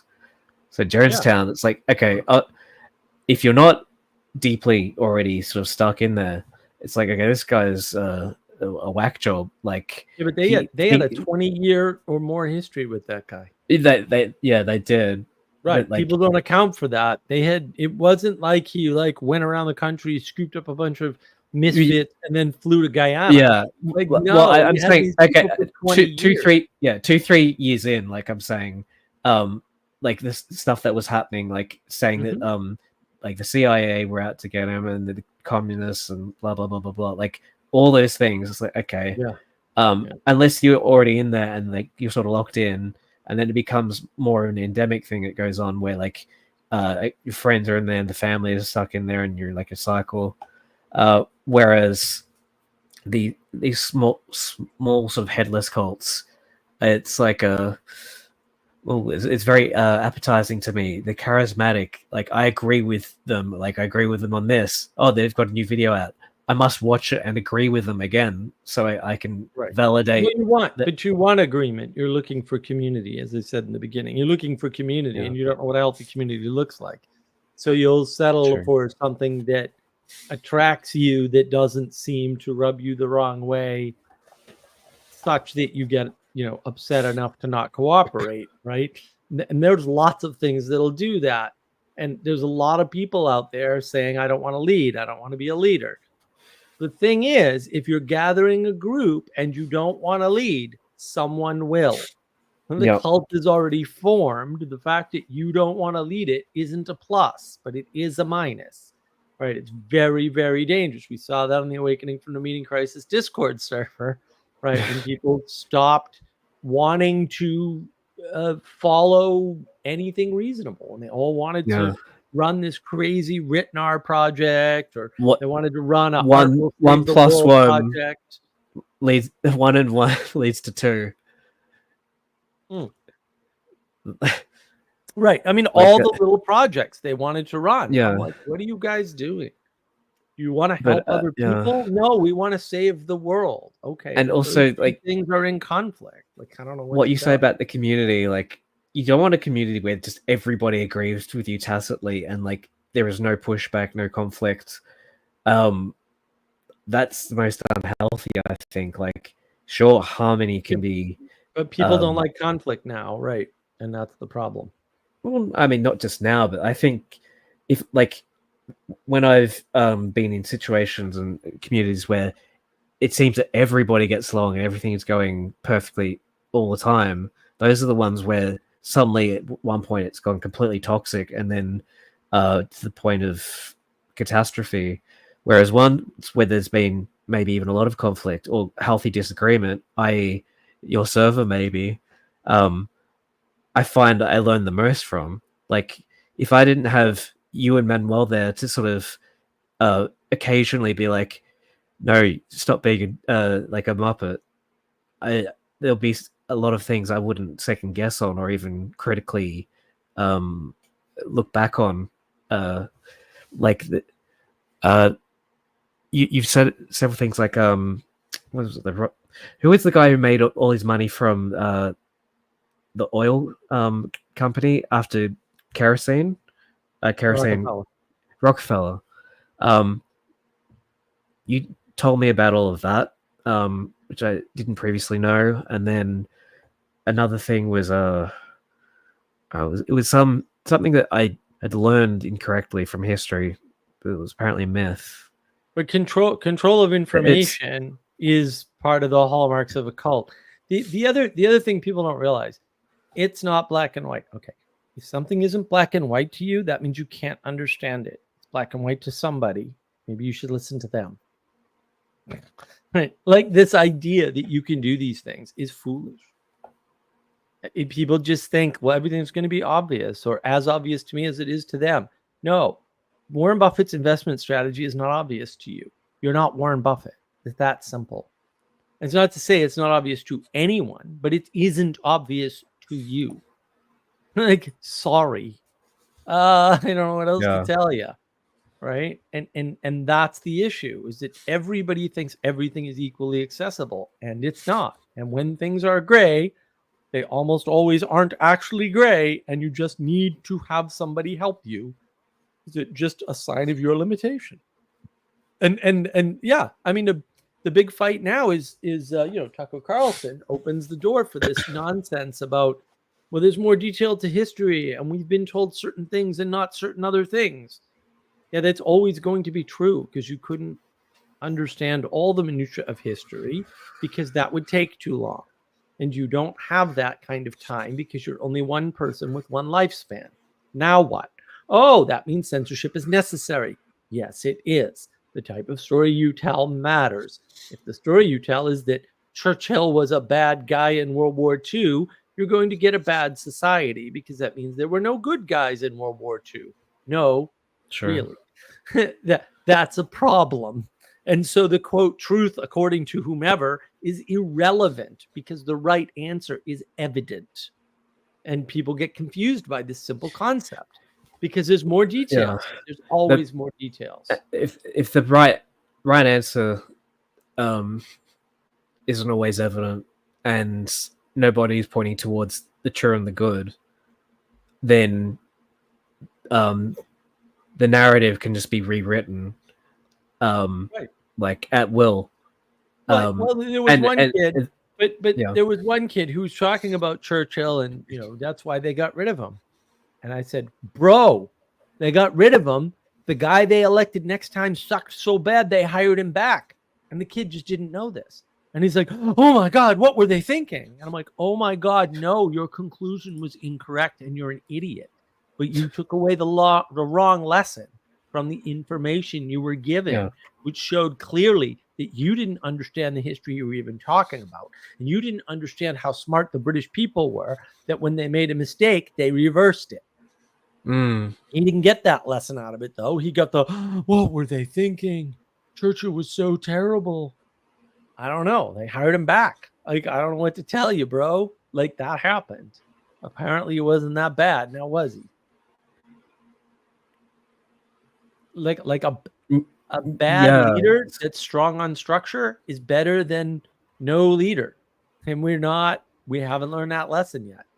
Could you make an analogy from that to perhaps another leader about around the same time period? Because there was a certain country like had been screwed over financially, we'll say, and had no direction, no leader. And then there was a bad leader, but very good structure. But it just happened to be that it caused a very big war. Yeah, well, yeah, I don't want to contrast leaders of that time period, because it's just too hard to get to the truth. I'll give you an example to demonstrate. If there's a traitor to America who defects to China, he is a villain. But there's a traitor to China who defects to America, he is a villain. Okay. No, what? I don't know why you say that. But the inverse may be true from the POV of the Chinese. Okay, but you've changed the conditions. So, yes, if you change the conditions, you confuse yourself. I know, don't do that, and then you won't be confused. See how easy that is? Right. Oh, I changed the framing, and so it's confusing. Yeah, that's because the standard changes when you change the framing. No shit. Like, thanks, genius. Also, don't do that. This isn't that hard. Like, if you don't make the mistake, you don't have to correct it. So if you vote for Trump and like I'm a Democrat, then you're a traitor to the Democratic Party. But say I was a Republican and you voted for Kamala, then you're a traitor to my part. Well, hang on. Right. Yeah, you're a traitor, but the party you're a traitor to matters, because one's good and one's bad. So they're not equivalent. Because one's a lie and the other's a traitor. Yeah. So, Sally Joe, the niceness is a diabetes cause. It's much kinder to actually help people, but don't have the spine for it. Yeah, well, it is diabetes. That's true. Don't be nice to people unless there's some need to be nice. If you're randomly nice to people, you'll just enable them. And people count on that. Oh, you don't know me, man. I'm down on my luck. And one experiment I do occasionally is, especially if I'm in Charlotte. For some reason, in Charlotte, North Carolina, there's a lot of homeless people, and they're very good at the talk. And so when they see a tourist, because there's plenty of tourists, there's plenty of new people in Charlotte. It's a pretty big, growing city. They'll do the talk. And I don't live in Charlotte. I don't live near Charlotte. I come up to Charlotte occasionally, right? So I look like a tourist. And I'm a northerner, so they kind of spot that and can hear my voice and stuff. I will let them tell their stupid little story. And most of them are very good. A few of them will make a mistake and I'll catch it because I'm good at that. But they've all got a little story. They've all got 5 kids and down on their luck and are just got out of jail, whatever the hell it is. It's very interesting, the stories they tell. And, a lot of them are professionals in that, right? That's what they do. They tell a story to get a church-going folk to give them $10. And they just do that all day. And you can see them hanging out at the bus stop afterwards. Yeah. And I've caught the little bastards doing it. And, people aren't aware of this. They can't conceive that anybody would take advantage of a nice person. They don't know you're a nice person. Yeah. They don't know you from Adam. They're just going to do what they do. And people don't realize even that. They don't realize the perspective of the other. And it's not, they tend to notice the additional information, the perspective of the other, but not at what cost that comes, which is other information is missing. It's funny you say that, like the whole grifting thing, because someone actually on the Viveki server, I can't remember his name right now. He was on for a while. It's like quite a cool guy. I haven't seen him for a long time. I don't know if he's on there anymore. But we were trading stories about stuff, and he told me about this guy who he tried to do a grift, like a con, but he hadn't planned it past the second stage of steps. So he goes up to me and goes, oh, hey man, do you have like $10 on you? Because I'm late for my job, and I need to take a taxi there. And he goes, oh really, where do you work? And he goes, and he hadn't thought out that far. So he just assumed that like people would go, well, if you're late for work and you got to get to work, but he hadn't thought to like, oh, what if they ask where do I work? And the fact that someone couldn't get past stage 2 of that is hilarious to me. It's like it con man, but it happens a lot. Half of the con. They're relying on an emotional appeal. They don't have to think out their true. Right? They don't need to be rational about it. I had a guy, he's come here a couple times actually. Brave of him since I live in the woods. And he's fairly harmless. But he's like, oh man, can you just I just need $30 for a cab ride into town. And I'm like, oh, I'll give you a ride. He's gone. I'm like, okay, you don't need to get in town that badly then, do you? I knew wouldn't want to ride in my sexy BMW convertible. So you Beamer. He's full of shit. It's too bad, but we're not rational creatures, and most of us can't think that fast on our feet, and we're not supposed to. We're supposed to respond emotionally, which means it matters what kind of people you're around. You want to be around, say, communities with strong leaders who state where they stand and are consistent in their actions, not necessarily their words, because I care a lot less about what you say than what you do, right? And who will withhold the rules even when it's uncomfortable for them or they don't want to. And you get very weak communities online a lot of times, especially with people who don't want to, hold up the rules. They don't want to keep the rules intact. They don't live by the principles that they've already agreed to, right? And I mean, that was the destruction of the Awakening from the Meaning Crisis Discord server, right? And what happens is you have a weak leader, you get these strong female heroes coming in and wrecking the place, just absolutely tearing it apart. But you also have like backseat leading, right? But that's what happens. Usually, they use the top leader and manipulate them so that they're not seen. I mean, no, I meant like the top leader, like leader in title, but in function and like presence, right? They get manipulated. Yeah. First it was a man doing that on that server, and then it was women once the other one left. Right. Arguably, And the community feedback was never welcomed. It was encouraged, yeah, but it wasn't taken seriously. Right? Oh, I don't want to run the community that way, and it's my server, so I'm going to ignore the community feedback. It's like, okay, bro, you asked for the community to feed back, and they did, and now you're ignoring it. You do what you want, I guess, but I don't know. But is that what you want to do? One of many issues, I would say. Then, as I mean, we're both well aware of the law there, so. Yeah, but that that was a bunch of cult formation.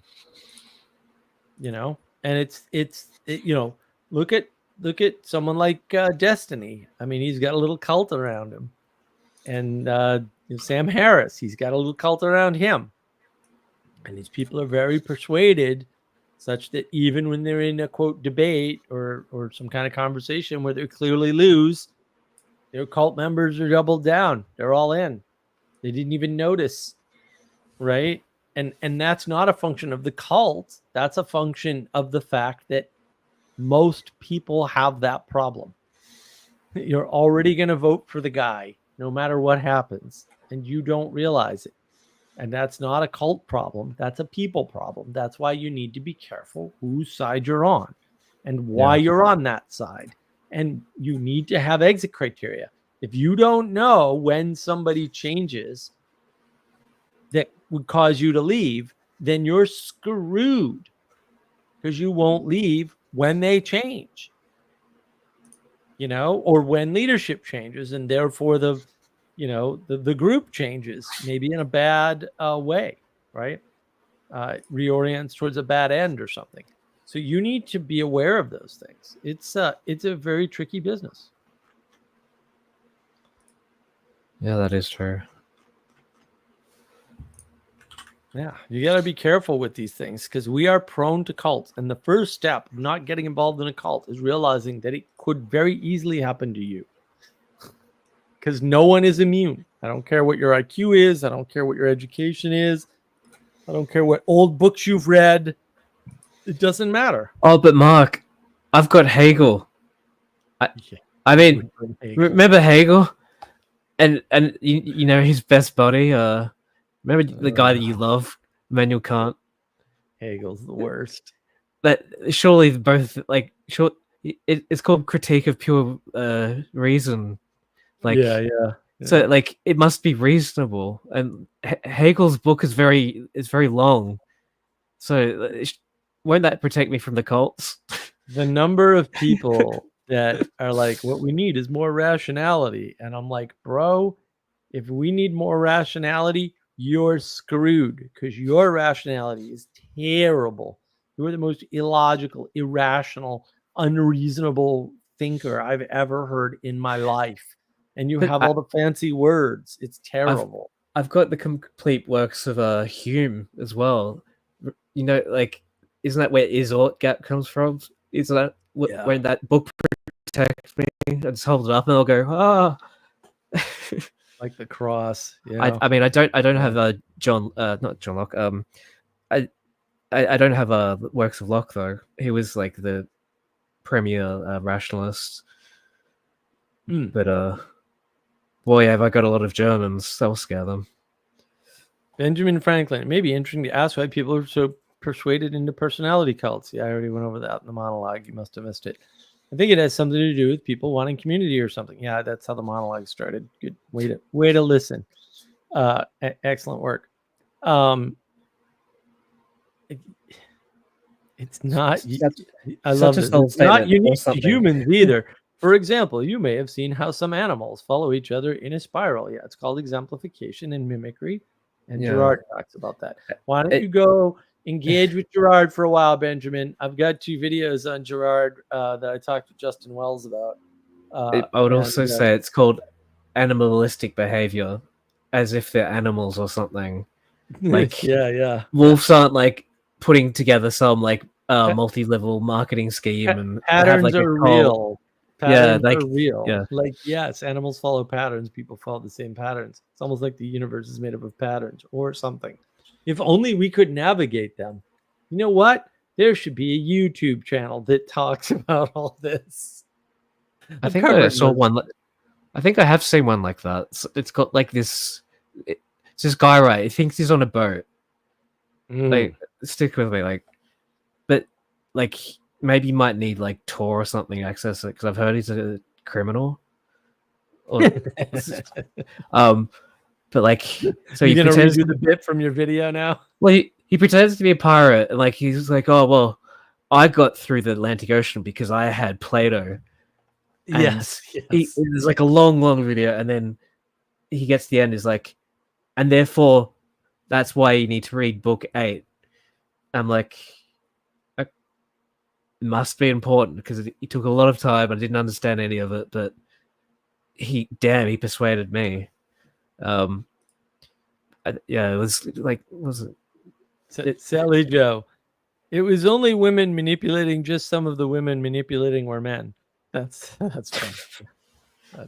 That happened a lot. Yeah, that happened a lot. All right, listen, Andre, why don't you give closing thoughts on cults, and then I'm gonna shut this one down because All right, yeah, a long it's week. Closing thoughts on cults. So, if anyone there watching wants the answer, the absolute answer that you've been seeking for all these years, I'm not saying that I've got it, but I know who to speak to. I know the people, and failing that, if you don't believe me, then I know someone with the good answers here, and that's Mark. And that's why you need to be subbed to this channel, Navigating Patterns, if you haven't already. And I've been saying this for months and months. I yelled at Paul Van der Clay 6 or 7 times to get him to spur this channel, and he did.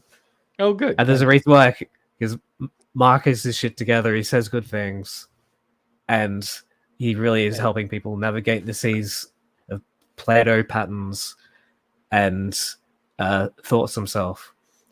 So that's my final thought. Thank you. I do appreciate that. I'm gonna highlight, much to my chagrin, Benjamin Franklin. Oh, by the way, Hegel and Kant may have been contemporaries, but they didn't agree with each other. So what? No two philosophers agree with each other. This isn't news, dude. Hegel criticized Kant a lot. So what? Who cares? Two wrong people criticizing each other is not interesting. That's they're also 300 or 400 years apart. So, yeah, nice try. Yeah, Goethe knew Hegel, and boy, did he have some interesting things to say about Hegel. Man, there's some good stuff out there about that. Ixnon, Mark's cult following is too small to keep the stream going. Thank you, Ixnon. That is correct. We got the book club tomorrow. Join for that. And then if you haven't checked out Texas Wisdom Community, you got the Plato's Republic book club that we did like a year and a half ago. I forget. And then I'm doing Moby Dick book club on Eric Seitz channel, Father Eric's channel. And there's a Discord server. So if you want to join a much better cult, you can. Sanjuro seems to want to talk about cults before we go here. So Cthulhu, Fithagin, Cthulhu, Fithagin. I had a feeling that was going to happen.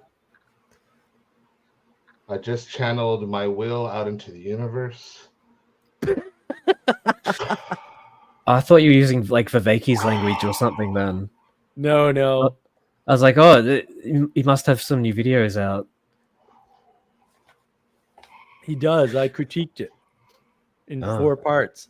Go to head. Okay, Benjamin. Yeah, Benjamin Franklin has to. Goethe hated Hegel. Yeah, he knew him. That's why. His niece didn't like him either because she met him and she was like, "What the hell is this idiot talking about?" So what? Schopenhauer hated Hegel. Yeah, I hate all of them. Now what? Like, why is this interesting information? I don't understand. Sandro, what you got on cults for us other than you're trying to enchant us with your Cthulhu cult?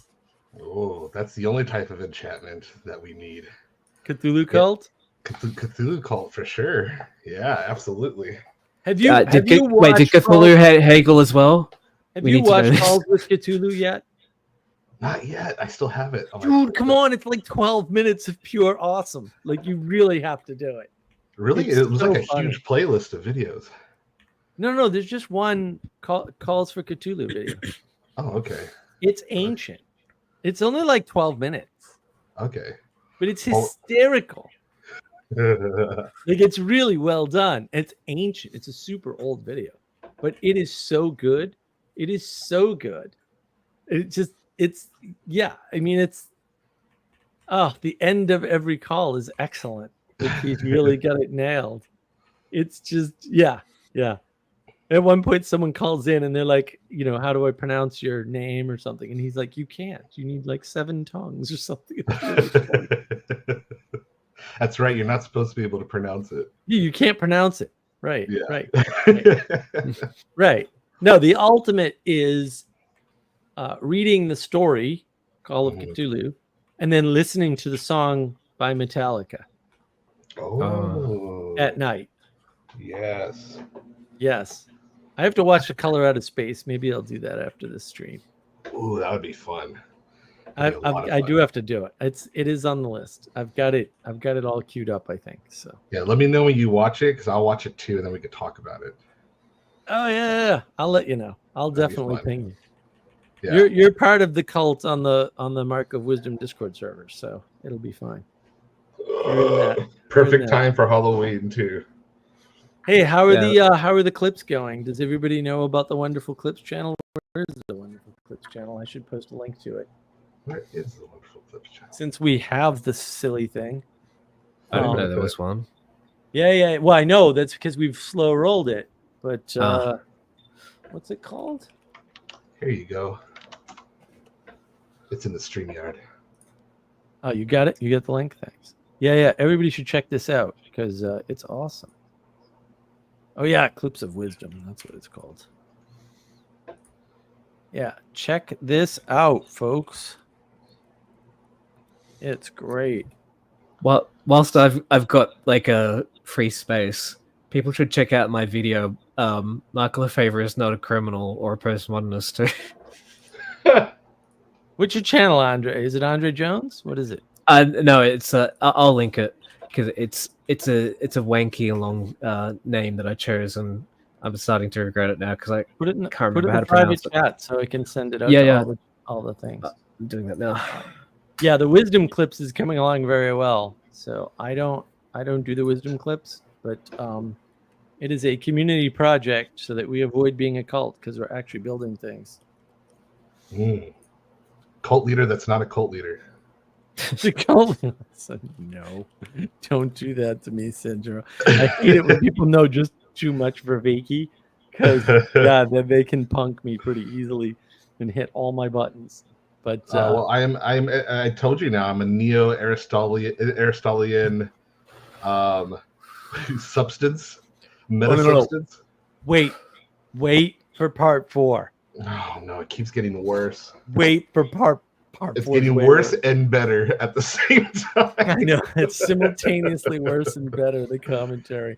Yeah, I pretty much lose it. I go completely into this is bullshit.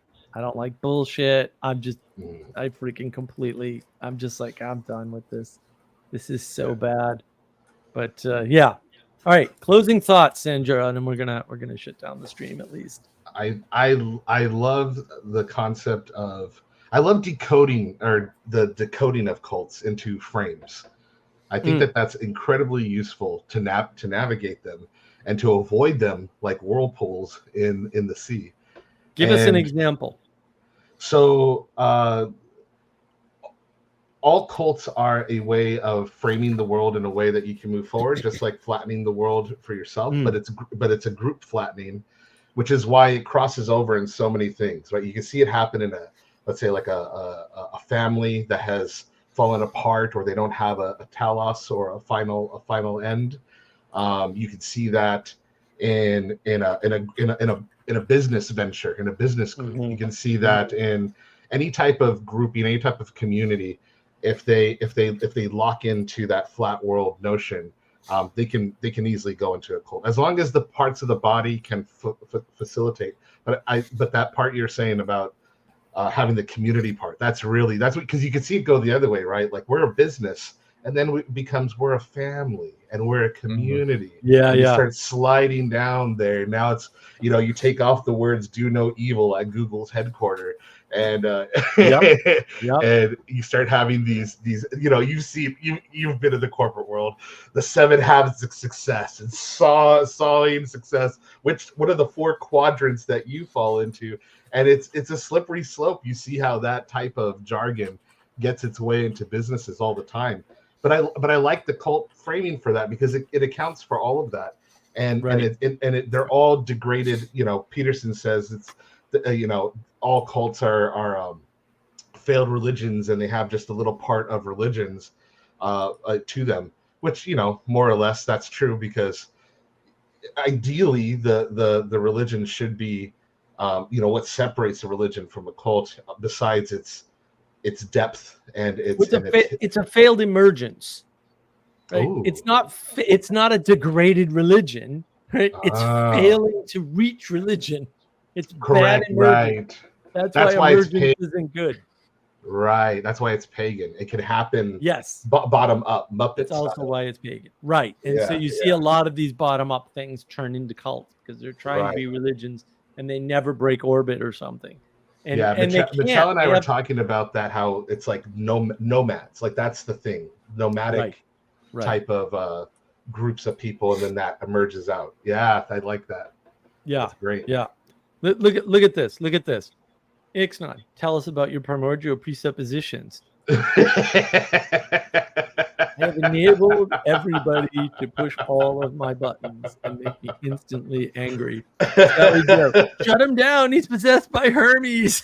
Oh, I'm floating away with wings on my feet. Primordial Hermes. Genius. It's just torturous primordial presuppositions. That's the title to my next short story, Letters to Hermes. Letters to Hermes. It's gonna be great. Listen, before I shut off this live stream, I want to go out with, it's a good point. I mean, one of the things all of the things in the monologue had in common was emergence.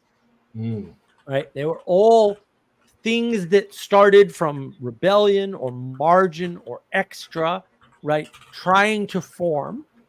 But of course, you're coming from an identification against, or an unwillingness or inability, to be a little bit fair, to cooperate, right? And that's leading you into patterns which are inevitable, and that's what's making a cult, right? Either you're building the cult, you're enabling a cult, or you're falling into a cult. It doesn't really matter.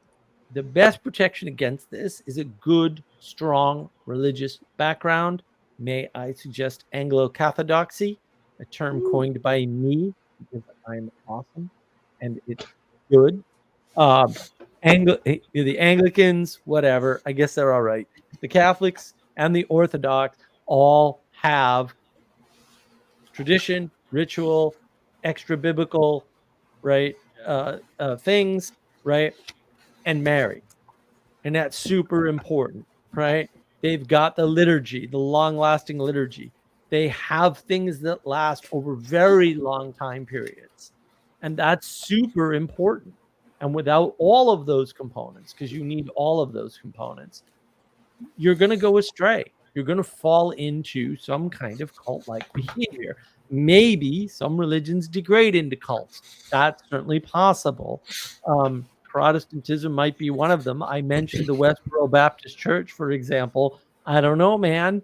But most cults form from the bottom up now, because technology gives you a lever to talk to many people who are rebels in the way that you are a rebel. Unfortunately, you're trapped in the same identification against. Doesn't mean you'll end up in the same cult or forming the same cult or in the same types of cults or whatever, but also it means you're going to end up in a cult pattern. I will be saved. I have the gospel. That is the one true programming gospel. Is that which edition is that? Second, I think. Oh, okay. Yeah, that's what I have. I have the second edition.